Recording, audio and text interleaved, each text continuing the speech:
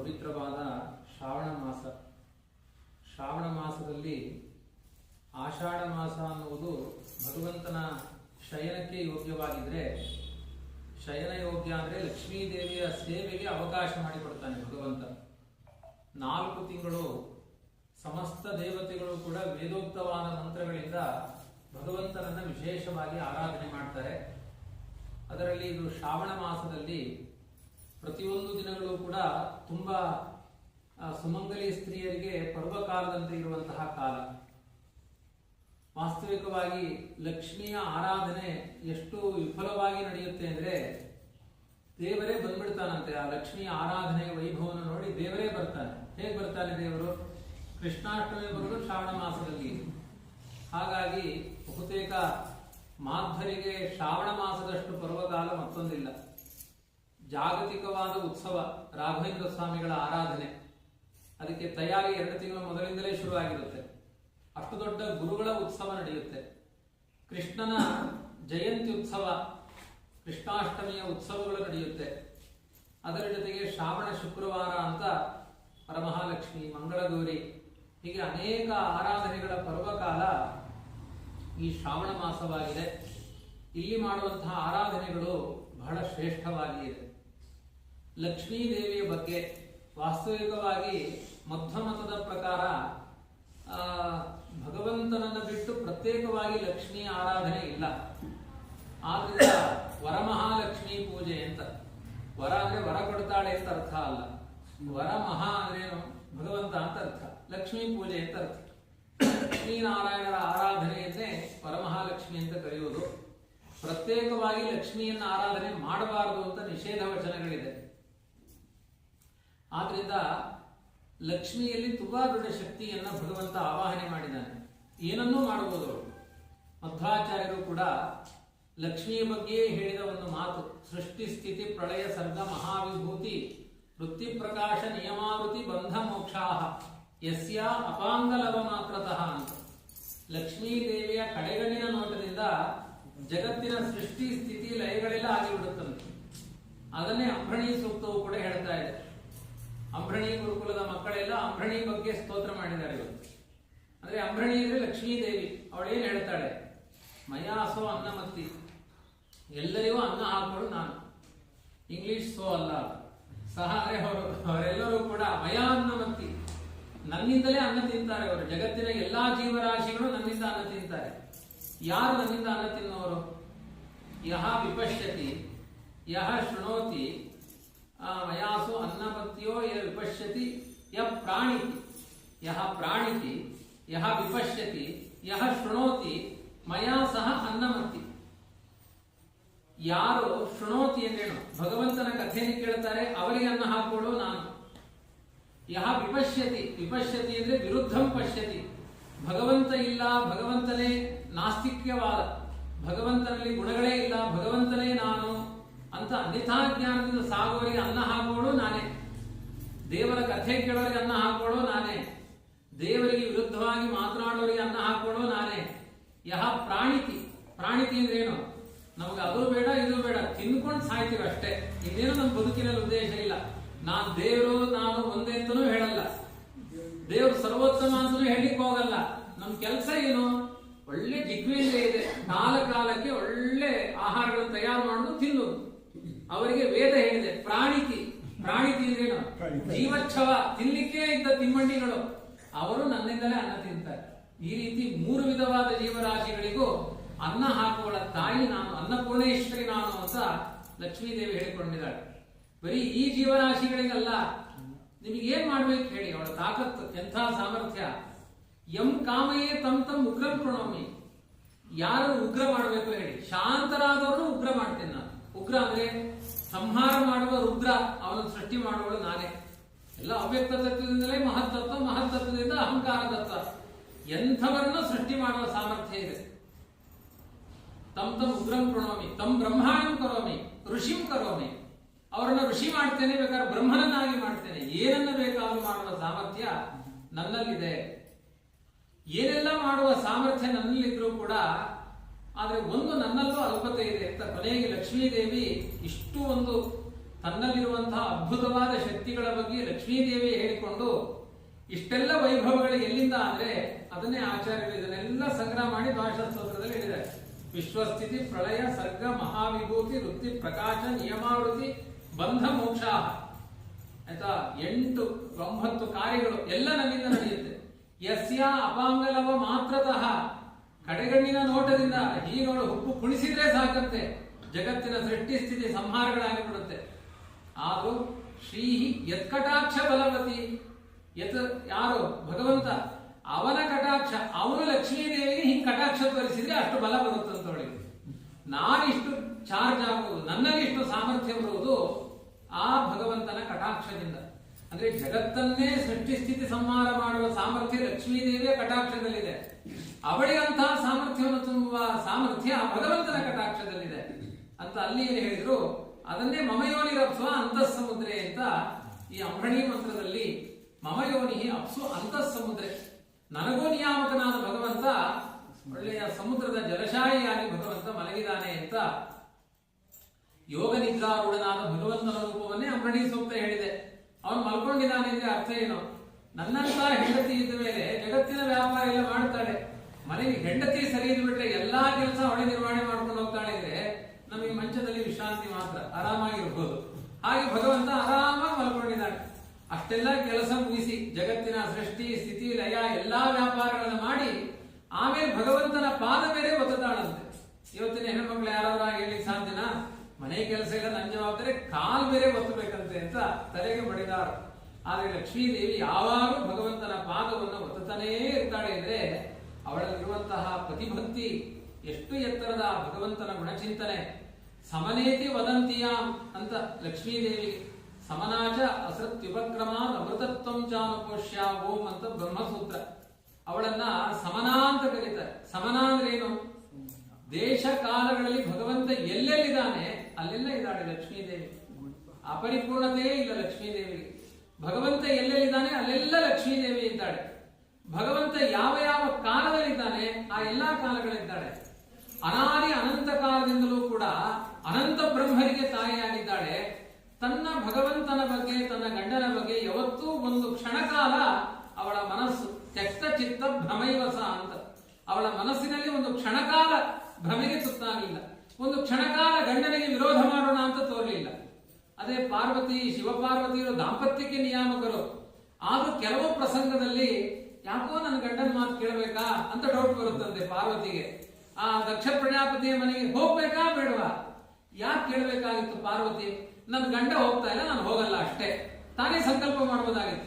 ಹೋಗಿ ಕೆಳಗಿ ತಪಸ್ಸು ಮಾಡ್ತಾ ಕೂತಾಗ ಏನ್ರಿ ನಾನು ಹೋಗ್ಬೋದಾ ಅಂತ ಕೇಳಿದ್ವಿ. ಏನೇ ಹಿಂಗ್ ಕೇಳ್ತಾ ಇದ್ದಿ? ನಾನು ಹೋಗ್ತಾ ಇಲ್ಲ, ನೀನ್ ಹೋಗಲ್ಲ ಅಂತ ಹೇಳ್ಬೋದಾಗಿತ್ತು. ಇಲ್ಲಿ ಹೋಗ್ಬೋದಾ ಅಂತ ಕೇಳಿದ್ರೆ ಒಂದು ಮನಸ್ಸಿನ ವಿರೋಧ ಬಂತು.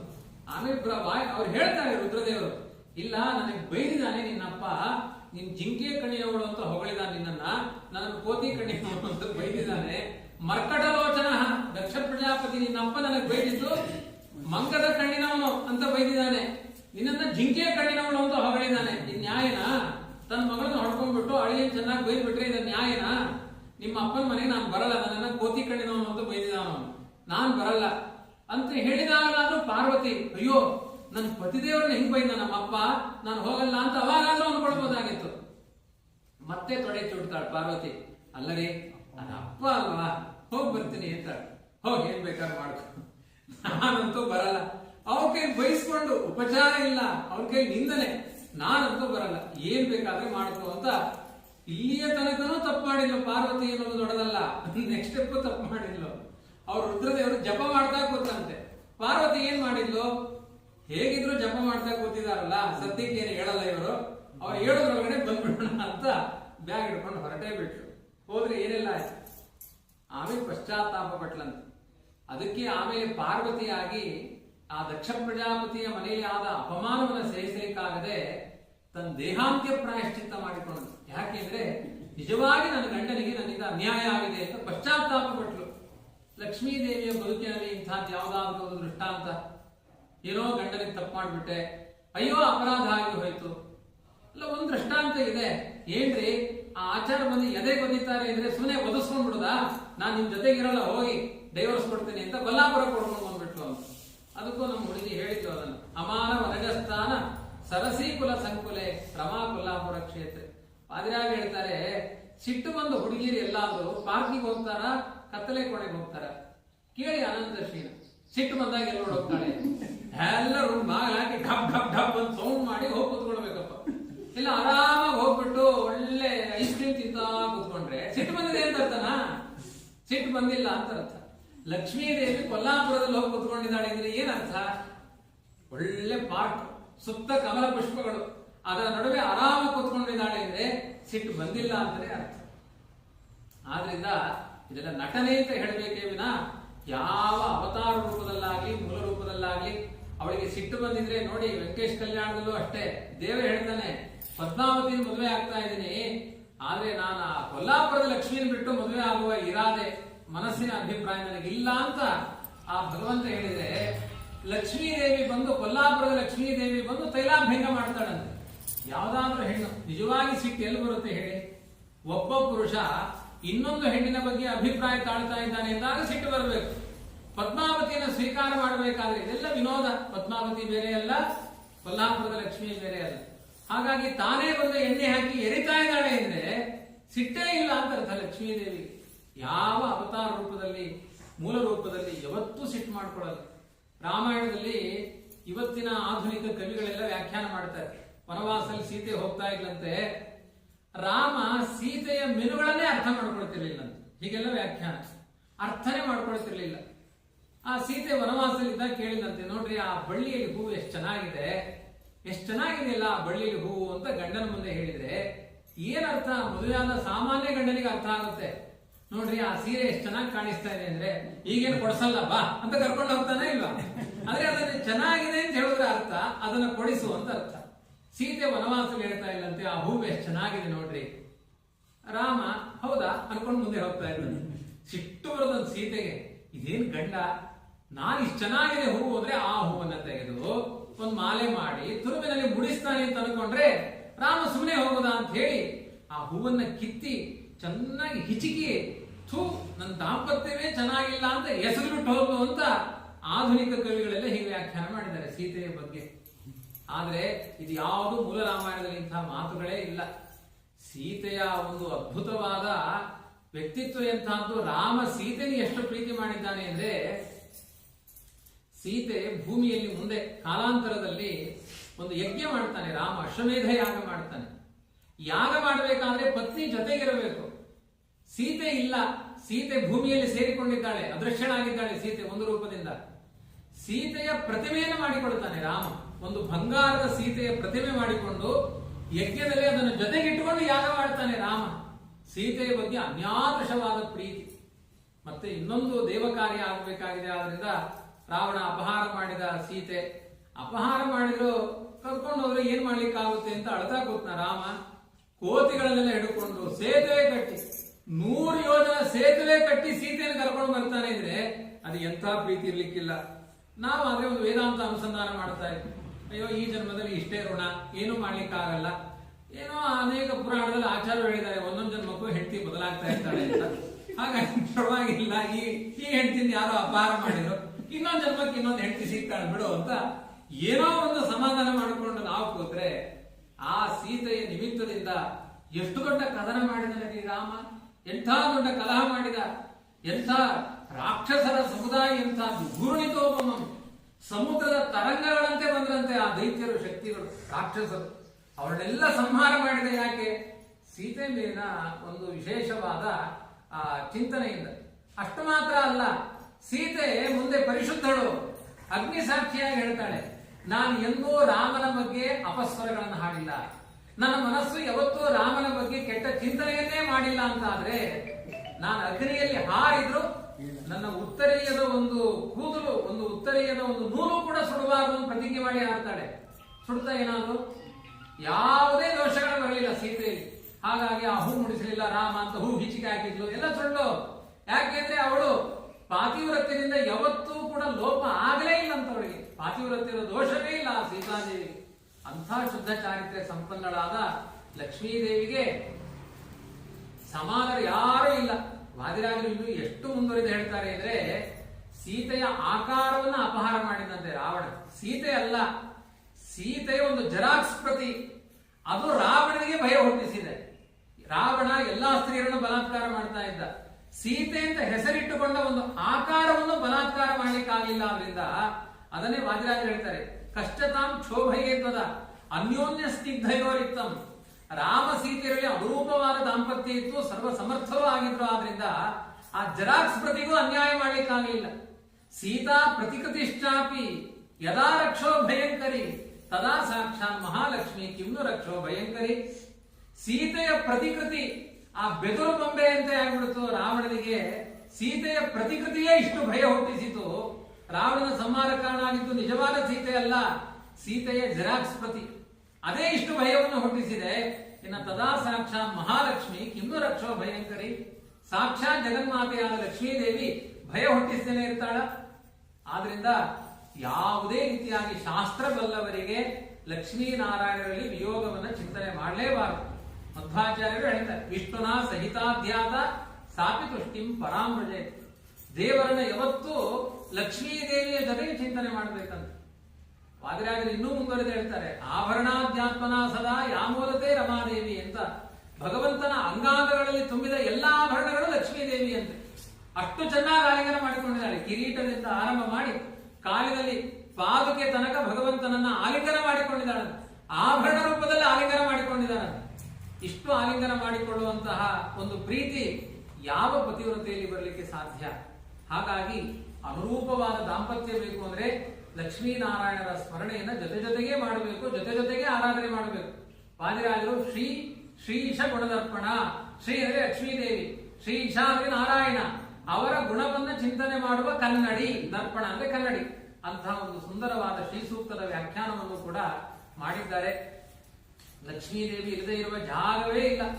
ಯಾವುದೇ ಭಗವಂತನ ಹಬ್ಬ ಹರಿದಿನಗಳು ಬಂತು ಅಂದ್ರೆ ಒಂದು ತುಪ್ಪದ ಸ್ವೀಟ್ಗಳು ಮಾಡಬೇಕು. ಘೃತ ಪ್ರತೀಕ ಅಂತ ಕರೆದಿದ್ದಾರೆ. ಆ ತುಪ್ಪ ಲಕ್ಷ್ಮಿಯ ಪ್ರತೀಕ ಅಂತೆ. ಅದು ಭಗವಂತನ ಆರಾಧನೆಗೆ ಮುಖ್ಯವಾಗುತ್ತೆ. ಅಂಥ ಘೃತ ಪ್ರತೀಕಳಾದ ಲಕ್ಷ್ಮೀದೇವಿಯ ಚಿಂತನೆಯನ್ನ ಇವತ್ತು ವರಮಹಾಲಕ್ಷ್ಮಿ ದಿವಸ ವಿಶೇಷವಾಗಿ ನಮ್ಮ ಸಣ್ಣ ಮಕ್ಕಳೆಲ್ಲ ಬೆಳಿಗ್ಗೆಯಿಂದ ಲಕ್ಷ್ಮೀ ಶೋಭಾನ ಸ್ತೋತ್ರ ಮಂತ್ರ ಎಲ್ಲ ಹೇಳಿ ಕೊಡದು ಕುಪ್ಪಳಿಸಿದ್ದಾರೆ. ಜೊತೆಗೆ 3 ಜನ ಹೆಣ್ಮಕ್ಕಳು ಶ್ರೀ ಭೂ ದುರ್ಗಾ 3 ಜನ ಅವರು ಲಕ್ಷ್ಮೀ ದೇವಿಯ ಬಗ್ಗೆ ಸ್ವಇಚ್ಛೆಯಿಂದ ಬಹಳ ಉತ್ಸಾಹ ಇದೆ ಅವರಿಗೆ. ಅವರಿಗೆ ಒಂದು ಸ್ವಲ್ಪ ಭಯವೂ ಇದೆ, ಏನೋ ತಪ್ಪಾಗಿಬಿಡುತ್ತೋ ಏನೋ ಅಂತ. ಭಯ ಯಾಕೆ ಬರುತ್ತೆ ಅಂದ್ರೆ ನಾನು ಪಕ್ಕದಲ್ಲಿರೋದ್ರಿಂದ ಸ್ವಲ್ಪ ಭಯ ಬರಬಹುದು.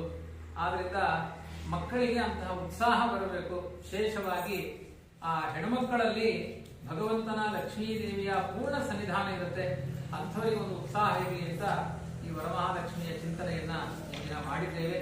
ಎಲ್ಲ ಭಗವದ್ಭಕ್ತರು ನೀವು ಭಾಗವಹಿಸಿದ್ದೀರಿ. ಎಲ್ಲ ಸತ್ಕರ್ಮಗಳಲ್ಲಿ ಮಕ್ಕಳಿಗೆ ವಿಶೇಷವಾಗಿ ನೀವೆಲ್ಲ ಪ್ರೋತ್ಸಾಹ ನೀಡೋರೇ ಆಗಿದ್ದೀರಿ. ಇನ್ನೂ ಹೆಚ್ಚಿನ ಶ್ರೇಯಸ್ಸು ಆ ಮಕ್ಕಳಲ್ಲಿ ಆಗಬೇಕು. ಒಳ್ಳೆ ಅಧ್ಯಯನಶೀಲರಾಗಿದ್ದಾರೆ ಮಕ್ಕಳು, ಉತ್ಸಾಹದಿಂದ ಅಧ್ಯಯನಶೀಲರಾಗಿದ್ದಾರೆ. ಏನೋ ಒಂದು ಆದರ್ಶವನ್ನ ಸಮಾಜಕ್ಕೆ ತೋರಿಸಬೇಕು ಅನ್ನೋ ಉತ್ಸಾಹದಲ್ಲಿ ಮಕ್ಕಳು ಕೂಡ ಇದ್ದಾರೆ. ಅವರಿಗೆಲ್ಲ ಉತ್ತರೋತ್ತರ ಶ್ರೇಯಸ್ಸಾಗಲಿ ಅಂತ ಪ್ರಾರ್ಥನೆ ಮಾಡ್ತಾ ನನ್ನ ಚಿಂತನೆಯನ್ನ ಮಧ್ವೋಲ್ಲಭ ಗೋಪಾಲಕೃಷ್ಣನಿಗೆ ಸಮರ್ಪಣೆ ಮಾಡ್ತಾ ಇದ್ದೇನೆ. ಶ್ರೀಕೃಷ್ಣ.